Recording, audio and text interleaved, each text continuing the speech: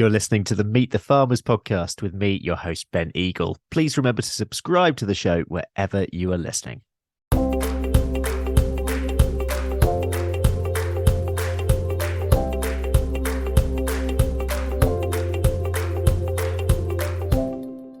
Hello, everyone, and welcome to episode 178 of the Meet the Farmers podcast with me, Ben Eagle.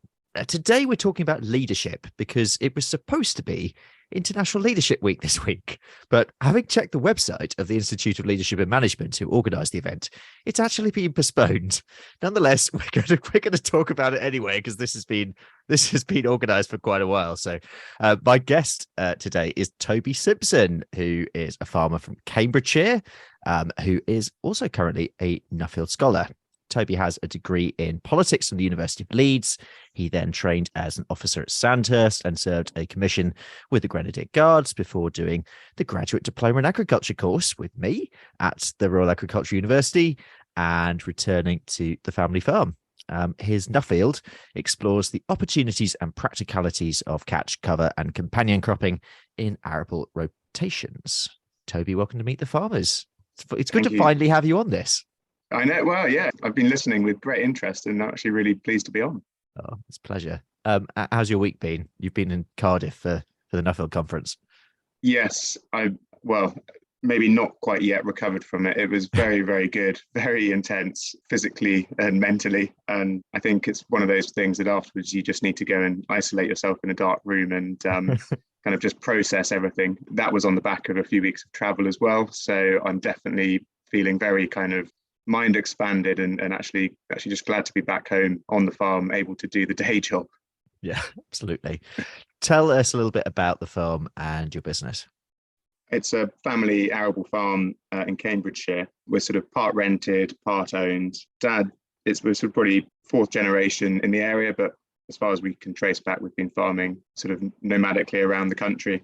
Dad ran the farm for 30 odd years and he took a very soil health approach and sort of moved into from sort of deep cultivations into a min-till system. I came back, as you've said, after a brief stint in the army and a bit at Cirencester. And since then, we've been moving into more direct drilling, more use of sort of cover crops and just trying to take things a lot further. So I've been really fortunate that everything I do now is sort of on the back of Dad doing a lot of hard work for 20 years and really kind of putting in the foundations for it. So we're having some big changes, but it's going really well for us. We're also sort of expanding into diversification projects. So my wife Imi is now back on the farm. So she's running the sort of storage units and the field let that we do, but she's also project managing a sort of conversion of a barn into B&B lets, and she's running a pop-up shop as well. So wow. For me, it's all about diversity on the farm and off the farm. And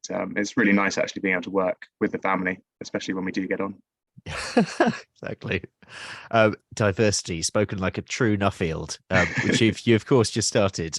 What attracted you to doing a Nuffield? It's a strange one because I always knew about it, but I never really knew what it was or what it meant. And I always read reports just to get information. If I was looking at doing something on the farm, and inevitably there would be someone who had written a report on it, and it was a really useful resource. And actually I was looking at moving to cover cropping that we were doing, and I thought, well, there must be a cracking recent paper on it. And there are many cracking recent papers, some of which touch on cover cropping, intercropping, lots of interesting things, but there wasn't actually one on what I was sort of looking at. Yeah. And I just suddenly thought, well, why not? So I started looking at the website in the February of the application year, I think mid kind of lockdown. So the appeal of doing 8 weeks overseas travel just sold it straight away. I probably shouldn't say it, but newborn second child as well, with kind of maybe even made that more appealing. So it all sort of fell into place. And actually, for me, I was really passionate about the topic. I didn't really know what it involved in applying. The travel sounded great, but it was a really good application process, really well supported by the Nuffield team. And actually, once I sort of clicked, I'm interested, here's my details, they were in touch straight away, organising face-to-face meetings with people locally, setting out the application process, and actually they sort of carried me through. So by the time it got to September, October, and we were being invited for interviews, I actually felt really confident about the whole situation and what I was applying for. And they'd sort of even helped me develop the idea that I'd had. It felt really right for me. So I was really honoured when they offered me a place, and actually very nervous, waiting to hear the result. And I didn't think I would be, but it felt like I'd really put myself out there, and it was sort of a real kind of pleasure to do. Yeah, I've been loosely following your travels so far. You've been around to Scandinavia, I see, a little bit, and tell us a little bit about your experience so far. Yeah, it's been really great. We started with the Contemporary Scholars Conference in Norfolk with the Exotic. 2 years worth of scholars overseas, the international scholars and the UK scholars. We could have gone anywhere in the world, and Norfolk it was. Not so exotic for us, but it was actually really good because essentially it's more about the people being in the room, and again, really intense, but just sort of very inspiring and productive. Yeah. So it could have been anywhere in the world, really. It just meant that we weren't jet lagged.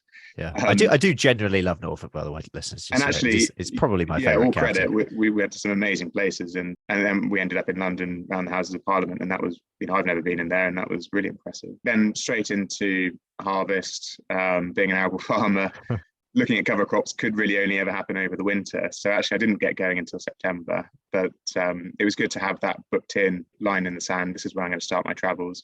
Did a few weeks in Scandinavia. I went to Norway, Denmark, Sweden, nipped into northern Germany for a bit. Everything went wrong that could. I drove out there, planned to sort of camp in the roof tent, but the car broke down, so I had to get that repatriated. Again, like a true Nuffield adventure. Well, actually, I thought that at the time. It's all a good story. Although when it was pouring with rain, and I didn't know where I was going to stay that night. Not great at the time. I was, maybe a little wishing it wasn't, but actually, met some amazing people out there who are so generous with their time that actually, that was just the first 2 weeks. I've since been around the UK a little bit, meeting, again, farmers who have very generously sort of offered their time up. So spent just a few days here and there in Yorkshire, Lincolnshire, east of England, and I'll do some more of that as well. And actually then I was out in France week before last, again, just looking at, they've got a great climate out there in northern France. They can grow some amazing cover crops. And I was sort of Googling the price of land out there because I thought, well, it would be quite nice to be able to do the same. But the language barrier definitely would stop me. So it's been, sort of halfway through, actually, I've got, ideas everywhere, no sort of clear route as to how I'm going to bring them all together, which I think is the point. I've got another 4 weeks to do. I'll go out to America and Canada in the spring, which again, I think that's just going to be amazing, really. So I'm feeling really lucky to be in the middle of it, and I am trying to make the most of every moment of it, because I know that when it's done, I'll be looking back fondly, I think. Yeah, completely. Let's talk about leadership, because that's what we're here to do. Classic interview question here, actually. But what does leadership mean to you? That would probably ask actually during your Nuffield interview, maybe. I think they did, yeah. I can't remember what I said. It would probably be different. It's interesting. For me, it's all about people.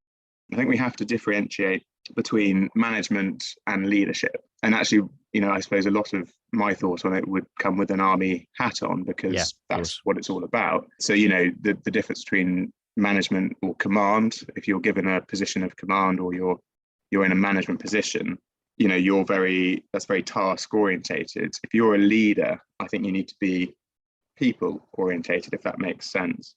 For example, management would be to go and run up that hill.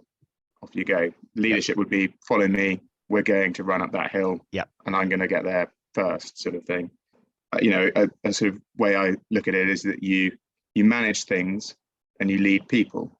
There's definitely situations for both, and there has to be, and you have to be able to apply it to both, because actually, a lot of situations, if you're the boss or you're a manager of people, leadership maybe isn't required to the same extent it is if, you were in a dire situation and someone's life depended upon it. And I think that's where maybe leadership comes more into the fore. And there is a skill in balancing both.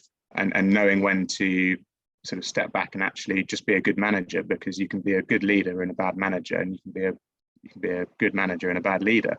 And I think just having the awareness from the start, makes a huge difference in that. Leadership, it must be earned, and it can very easily be lost. Whereas a management appointment, that's given to you, and sure, you can lose it, but it's an appointment. You don't earn it in the same way that you earn leadership. Yeah. And actually, I think, from a sort of, again, a military perspective, it's therefore perhaps more of an honor to lead. It sounds like a cliche, but it perhaps is, when you think about that it's all about the people. And with that comes, huge responsibilities. So in terms of characteristics of leaders, and you can use examples if you want, what are characteristics of good leadership in your view? You can look up kind of different descriptions of what a leader should be, and actually most of them would make sense. For me, it's someone that needs to hold themselves against the highest values and standards 24/7. So it starts with you as the leader, holding yourself to the standards that you expect others to be held to. Again, a bit of an obvious one, but if you were to look at the late Queen, 70 years of service in the highest standards, you could say, what greater example of leadership is that than the sort of the selfless commitment to a role for so long? I'd say you could look at someone like Elon Musk, who's just taken over Twitter, and I could say you could probably say the complete opposite in many regards. I was going to say, I've had so many conversations over the dinner table in the last few weeks about that man. Yeah, I think, maybe unfairly so, but if you put two people like that next to each other, I think very quickly you can start to recognize what good leadership and what bad leadership looks like, and what it means for those around them. A leader must have courage, but sort of moral courage more than physical courage in most situations. And that means that a leader must be able to make tough decisions, have the moral courage to stand up and call out someone that's wrong, call out something that's wrong. And again, that links back to, holding yourself in the highest possible way against your values and your standards. For me, the most important quality, and again, we can look at numerous examples, would be integrity. It's probably very easy to find a lack of integrity in, political leaders, but integrity is the fastest way to lose respect and to lose essentially your position as a leader, because the minute that the people you're leading to look at you and say, well, they are expecting this of me, however they're behaving in this way, they don't have any integrity, and that can take many forms. But I think that the minute that you start to show a lack of integrity, whether that's dishonesty or sort of manipulation, I genuinely think that's probably the most important quality that I would look for in a leader. I mean, Boris is a classic example there, isn't he? That's what I was sort of hinting at. And actually, for me, it was a great example of someone who defined himself as a charismatic leader, because he would inspire people to follow him. However, the minute that his integrity was brought into question, at what point that was differs for different people, but cumulatively, once integrity is gone, your leadership is gone, and that actually unraveled very quickly.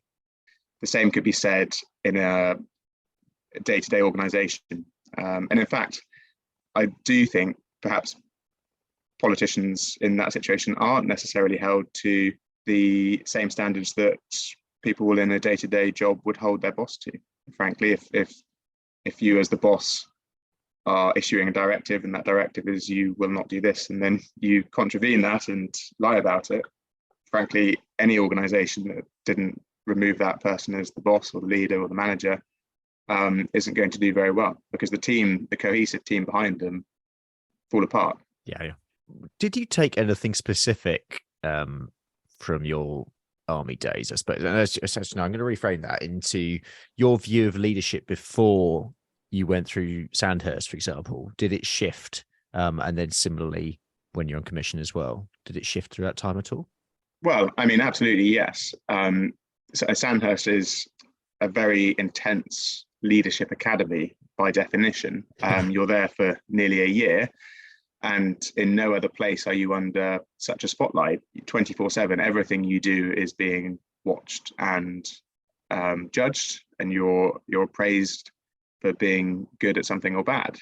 It's a very intense spotlight, and a lot of people don't do well under that spotlight. But it's there for a reason, and that reason is that they need to see how you behave in the most extreme circumstances that you may be exposed to, that you have never experienced in your life before. So before Sandhurst, absolutely, you know what to expect, and you know how to behave, and you know what you're there for. But can you behave like that when you haven't slept for 5 days and you're hallucinating, and all you want to do is go to sleep or eat something? But actually, that's when you find out more about yourself than in any other situation. And so for me, it teaches you about what you are capable of, which is really important. When you take that out into a normal situation, things might seem bad, but they're maybe not as bad as you have experienced before. And it means that you can make decisions confidently, knowing that actually you are making the right decision, or that you are capable of making tough decisions. I suppose would look at, before joining the military, thinking, well, actually a good leader is someone who can get up, climb out of a trench and run the fastest towards the enemy, as you might expect. But I think actually the more I learned through the military was going back to what it means to me, and that is it's about people. So yes, physical courage is a part of displaying courage, which is part of being a leader. But the motto of Sandhurst is serve to lead. And by that, it means you serve those that you lead. Their needs come before yours. You must therefore approach everything through that lens. How will you do that? For me, and again, this is something that they would teach in a simple way in the army, is that you provide the vision for what you want your team to achieve. You encourage them, you lead by example. You then provide support. So once you've set out the goals and you've shown them the standard that you want and what you want, you then support them. So you recognize individuals, their strengths, their weaknesses, you reward or discipline people as needs be. But ultimately, you allow them to get on with the job, knowing that you are there to support them, not for them to fail and for you to discourage them. And it sort of links back to then the final part of that is, once they've done something, you challenge them in a positive way. So what have you learned? What has gone well? How can it be done better? Yep. And I think if you sort of follow that approach, whether that's something very, very basic, like organizing a run around camp, or taking troops onto a deployment, it can be applied in daily work life. The goal for the day is to achieve X, Y, and Z. This is what I want. Off you go, get on with it. Let's get to the end of the day. How have you got on with that? This is great. How can we improve? Mm-hmm. And for me, that's kind of the physical, practical mechanism is that you are there to support, you're there to serve, in the words of Sandhurst, but ultimately you are there to support your subordinates or your team into achieving the overall goal. You're not there to achieve the goal yourself, because you can't do everything as the boss, even as the manager. You haven't got those skills. You might have some skills, and actually you need an understanding of the practical elements of what you're asking someone to do. You should never ask someone to do something that you're not willing to do yourself, for example. And actually, you should be able to demonstrate that you know and understand, but ultimately are there for them. So that's sort of what I took away from leadership. at Sandhurst and throughout my time in the army, it's actually all about you supporting the person or the team, if that makes sense. Yeah. I think that's really well put. I sort of want to bring this towards some sort of practical application for listeners. You mentioned goal setting quite a bit during that last response. So can we just focus on goal setting, both in, I suppose, the context of helping us to become better leaders, but also goal setting in a wider context, and how as a leader, I suppose, you set the right goals? I mean, it does fundamentally come back to the foundations of what you're asking someone to do is setting the goals.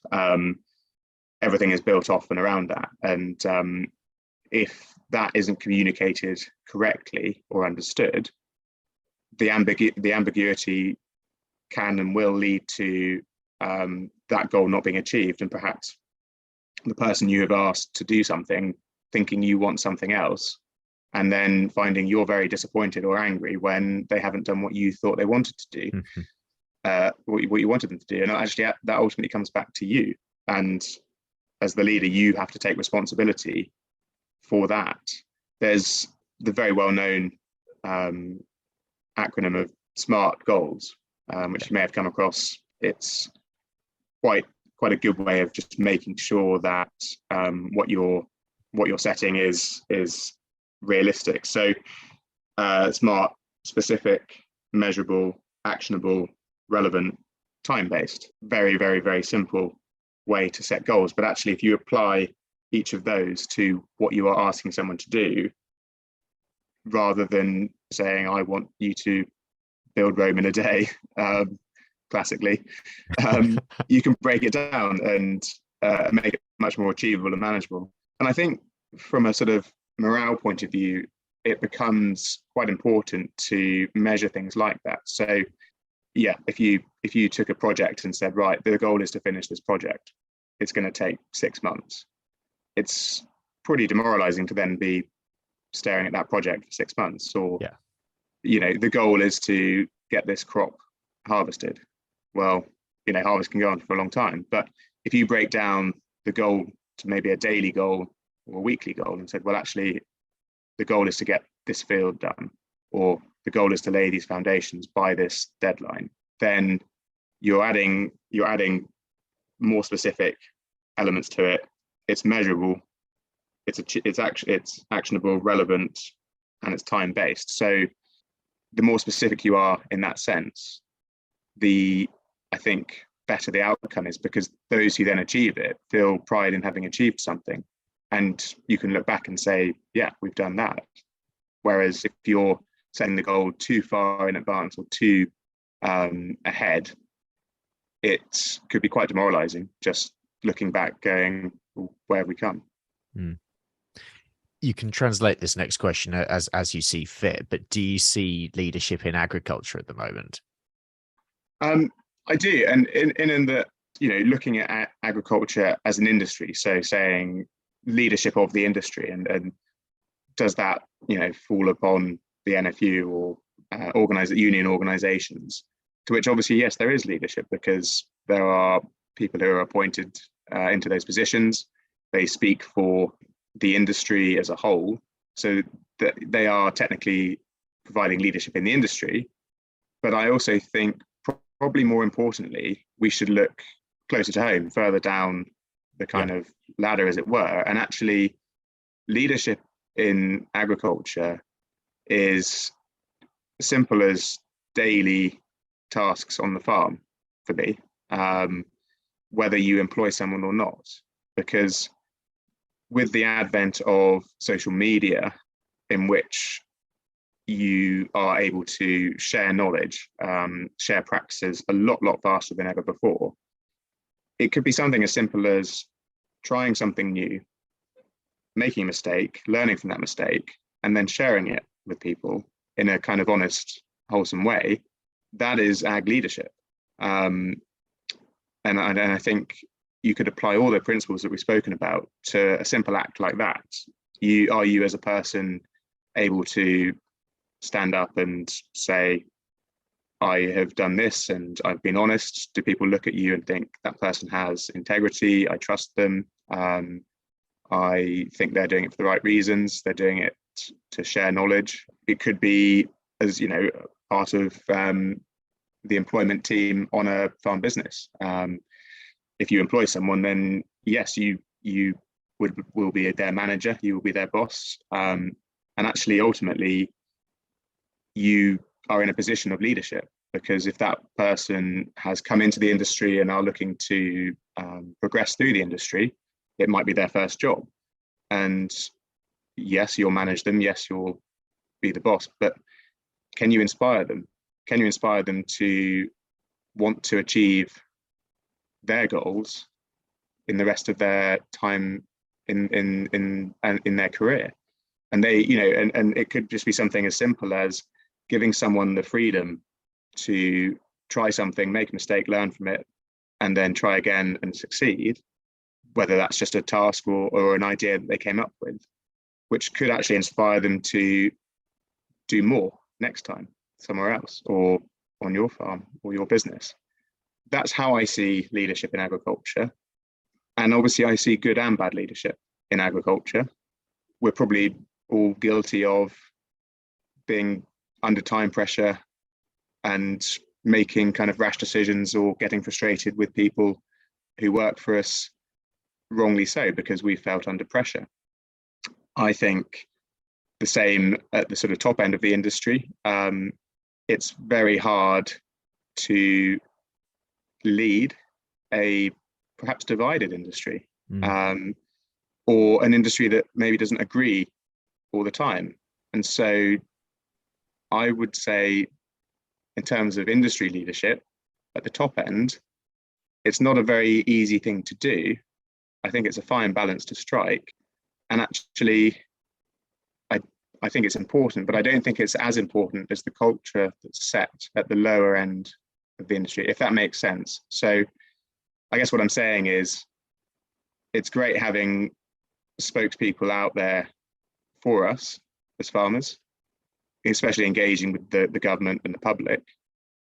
But I think we as individual farmers and individual business managers, owners, are as important in providing leadership.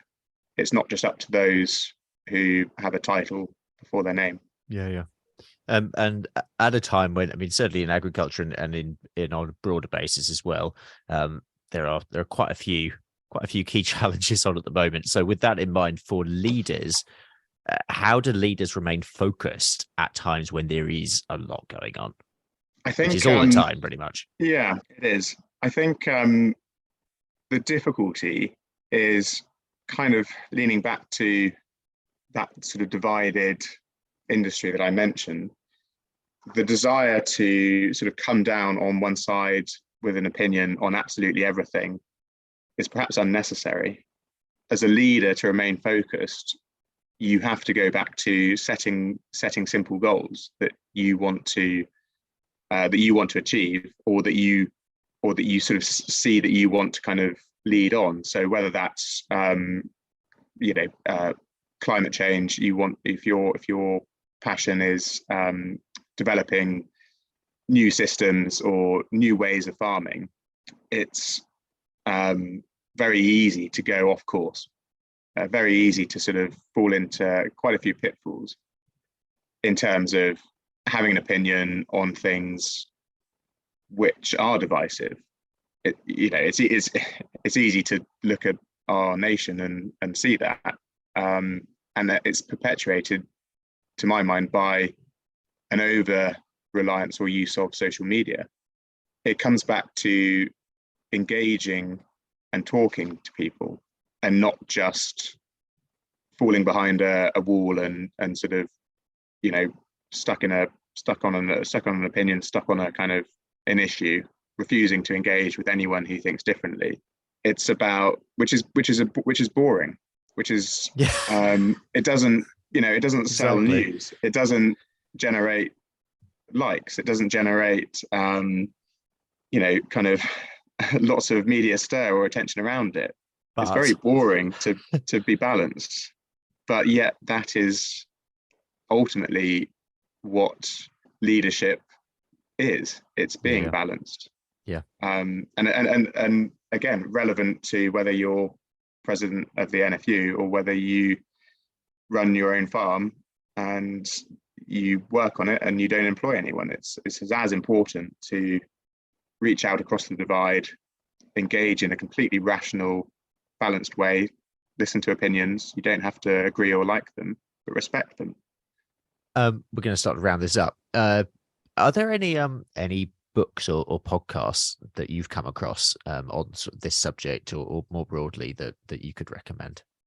Well, it's got a bit of a military theme, but I really would rate the Band of Brothers HBO series. Okay. Came out 22 years ago. We used to be played clips from that all the time at Sandhurst, and I'm sure most people have probably seen it. But it is quite interesting to watch it through the lens of leadership, because again, very Americanized, but it becomes very apparent the different types of leadership and what a good leader looks like and what a bad leader looks like. And there's a reason that young officers are kind of made to watch it or will watch it and enjoy it, is because everyone watches it and goes, oh, I hope I'm like Dick Winters, not Captain Sobel. And actually, if you look at it in that lens, it does provide a very clear blueprint for what looks good and what looks bad. There's quite a good podcast that I came across from the Centre for Army Leadership podcast. Actually, quite an interesting one. I've listened to a few episodes for years, but they don't just talk to military people, they talk to people across all industries. Cool. And it's a really interesting insight. Yeah, definitely worth a listen. And currently listening to the audiobook Shackleton by Ranulph Fiennes. He is an inspiring leader. In fact, both of them are. But I think listening to and understanding stories of leadership in adversity is the best place to see on display the characteristics needed. Because again, it's not very interesting to sort of study leadership in a context where everything's going fine and it's very mundane, but it's still important. But actually, it can be laid out bare where things have gone completely wrong and are most likely to fail. And only then do we really see what good leadership looks like. This has been a slightly different episode to normal, but we're still going to finish the show in the same way, which is to ask you the two questions. The first, Toby, if you have a message for the public, what would it be? Well, for me, it's be kind to yourself, slow down, look up, be kind to others, empathize, look others in the eye, and smile. And I think nice. We live in a busy world. It's all dominated by bad news, social media, heads down. I need to listen to that advice as much as I would give it. But I do as well. When we do just, if we can, slow down once in a while, look up, smile, look someone in the eye, be empathetic with them. And I think a lot of problems would be solved if everyone just took a breath before they rushed into a decision or an opinion. Brilliant. And finally, a message for farmers. I would say exactly the same. Farmers are as guilty as anyone, and it's easy to feel victimized, especially when you follow news and media to that extent. It helps, if we can, to just be grateful for where we are, what we're doing, and welcome people. Don't be afraid of them. Like I say, look them in the eye and smile when you meet them. And I think that goes a long way. Perfect. We will leave it there. Toby, thank you for coming on, and good luck for the rest of the Nuffield and everything else. Thanks. If you haven't already, please do subscribe to the show wherever you're listening, and please also support us on Patreon. You can join the Meet the Farmers Supporters Club by visiting patreon.com/Meet the Farmers. Next week on the show, I will be reporting from the CLA conference in London. That's going to be an interesting visit, and that will also be available on Rural Business Focus next week.